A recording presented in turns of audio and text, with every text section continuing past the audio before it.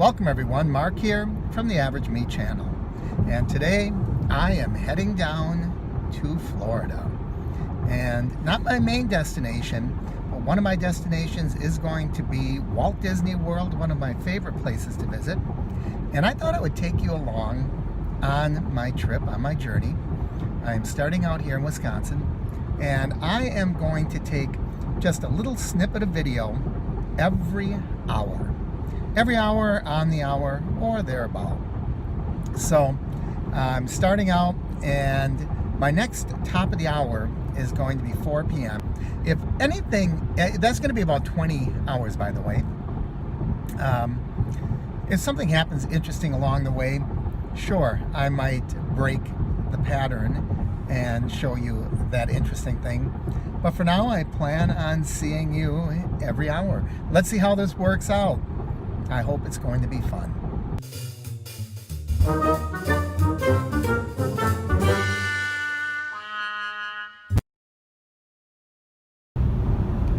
That was our first border crossing from Wisconsin into Illinois.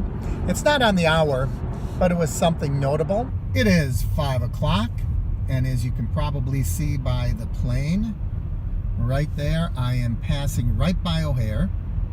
And for those of you who know the Chicago area, I'm right by O'Hare. I'm right at, I think it's exit 40. O'Hare's to the right, Rosemond's to the left, and Indiana's straight ahead and to my left. So that's where I'm going to be heading. And of course, it's 5 o'clock on a Friday. So you can imagine what 294 is looking like right now. It's slow going. So that's the 5 o'clock report. Oh, and I almost forgot the most important part. What am I listening to? Well, just by chance, I've been listening to the best of Sinatra. And what came on? My Kind of Town, Chicago. I don't know if that is my kind of town, but it's Frank's. And here we are just entering Indiana. We're about 5 miles in. And it's the 7 o'clock check-in. And this is probably how you're going to see me for the rest of the night. I did stop and had something to eat at McDonald's, and I got gas. And I didn't get gas from eating at McDonald's. I mean, I got fuel for my car. And a couple of weird things. You think about weird things when you're driving like this at night. And McDonald's Filet-O-Fish is what I got. And the first thing I'm thinking is they're really missing a bet on St. Patrick's Day by not having an Irish tie-in with their Filet-O-Fish. So that was my first thought. My second thought was, why do they put a piece of cheese on their Filet-O-Fish? I mean, I've never seen a piece of cheese served on fish anywhere else. When I go out to a restaurant and I order fish, I don't get a piece of cheese on it. And the last thing I'm wondering about the Filet-O-Fish is, why do they steam their buns? I don't get that. When I was a kid, I worked at McDonald's for 3 days. I'll talk about that story another time, perhaps. And I remember they had a bun steamer for the Filet-O-Fish, and I assume they still do it that way, and I could never figure out why. So that's what I'm thinking about. I'm about halfway between Chicago and Indianapolis.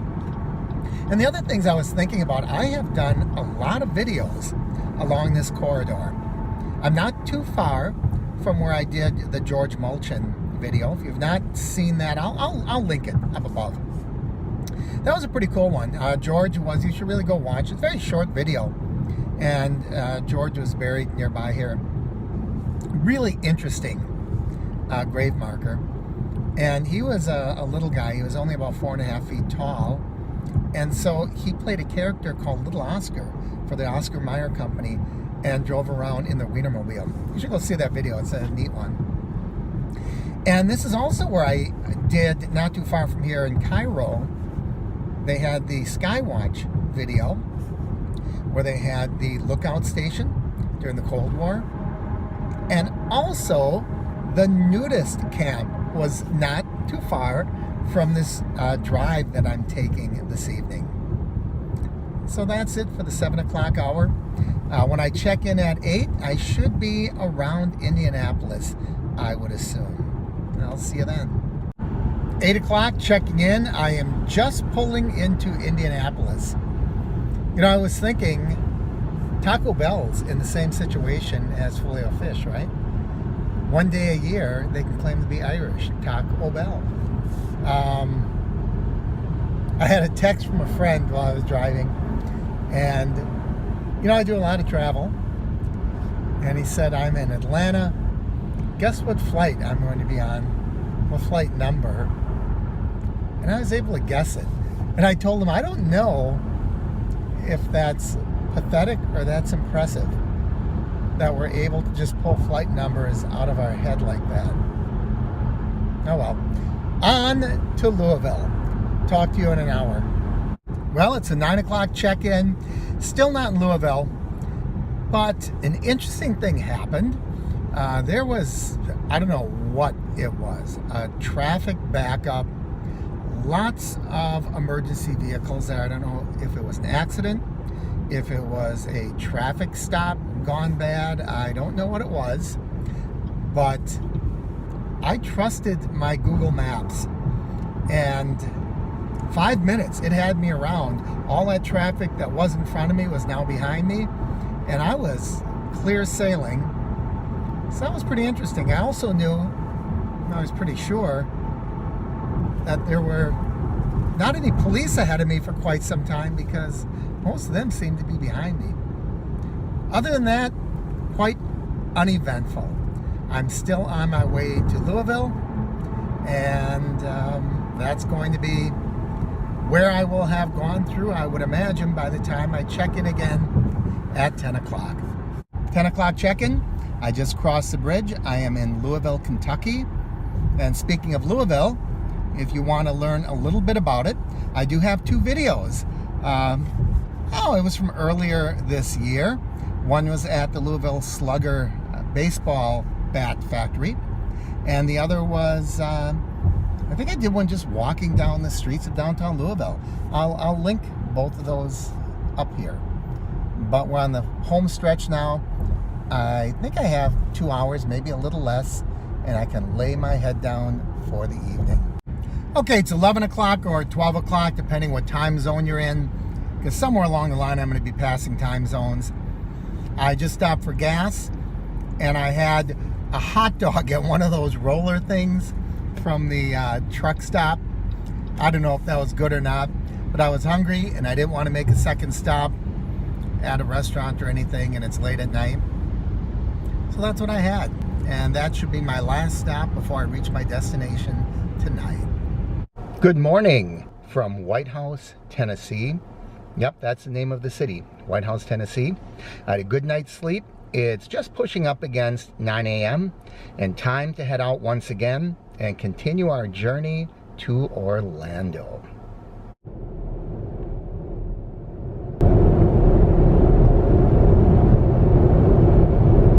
So here's our 10 a.m. check-in. I can't pinpoint exactly where I am, but I am between Murfreesboro and Chattanooga. And just beautiful. I really like Tennessee. Tennessee is a really pretty state. It's a pretty drive. And when you're in this part of the state, you'll see a lot of signs for Sea Rock City and to visit Ruby Falls. Ruby Falls is a waterfall inside a cavern. If you ever have a chance to visit, you haven't done so, I would highly recommend it. And it's been a rainy day, overcast, drizzly, not a hard downpour, but a constant drizzle. And there really isn't too much color right now, which surprises me. I was expecting a lot of color for this drive, but it is gray and gloomy.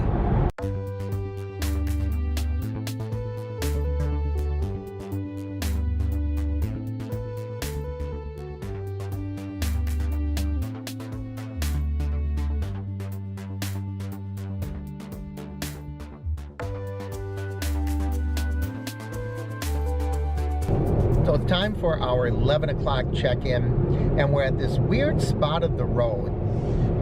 maybe about 10 miles outside Chattanooga, and the road dips down into Georgia, and your time zone changes. Central, Eastern, back to Central, and it's just momentary, so you're not in Georgia very long.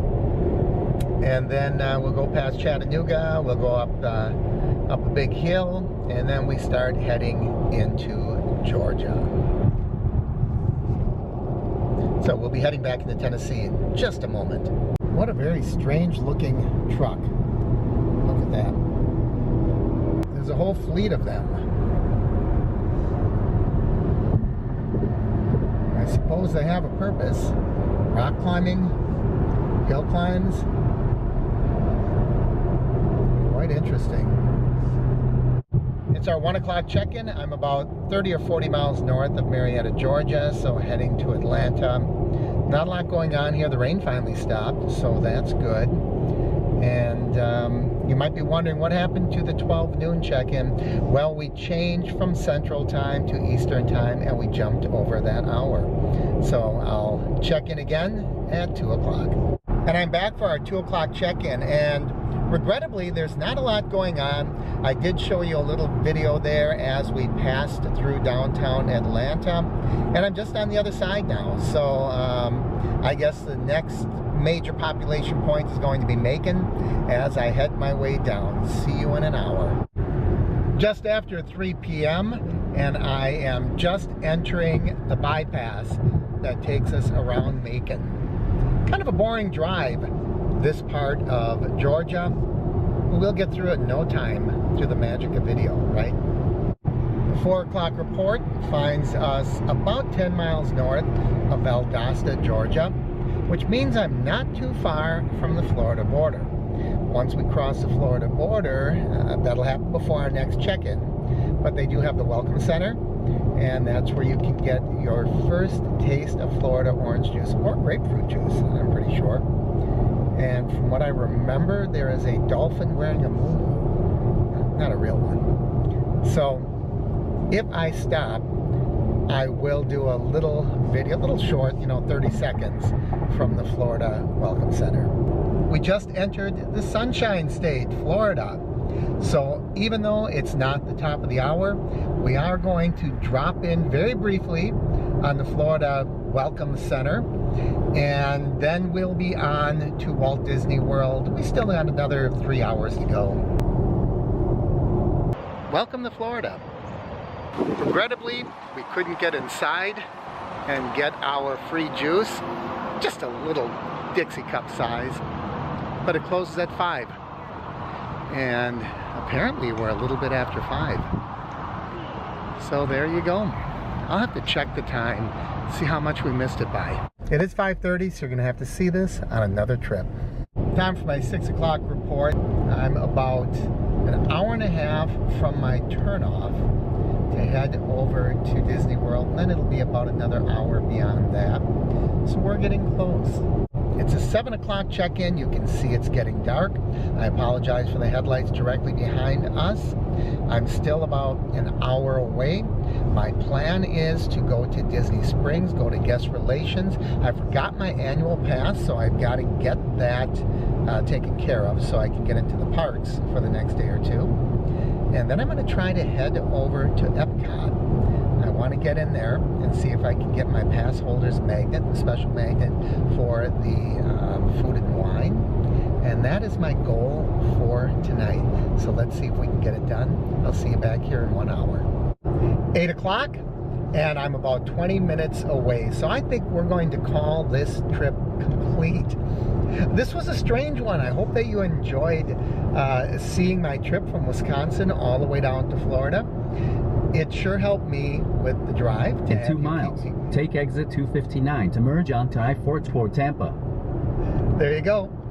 So it sure helped me to have you here to keep me company. My next video, I think I might take you along as I try to solve my problem of the missing annual pass. As always, I love it when you leave comments down below, when you like and share the videos. If you haven't already, especially when you subscribe, and please consider becoming a Patreon sponsor. In all my years of coming here, I have never seen anything like it. I am at Disney Springs. All lots are full. All surface lots, lime, orange, they are all completely full out in Buena Vista Drive. It's like a parking lot itself. I took a chance. I came in even though it said lot full, and I happened to come across a guy that was leaving. This is just unbelievable. So I'm curious what Springs looks like. I'm only here for one reason. I forgot my annual pass at home, and I've got to go to guest relations and get a fresh one. Then I'm out of here. I have spent 2 days, 20 hours on the road driving from Wisconsin. I'm gonna go get a good night's sleep when I'm done here.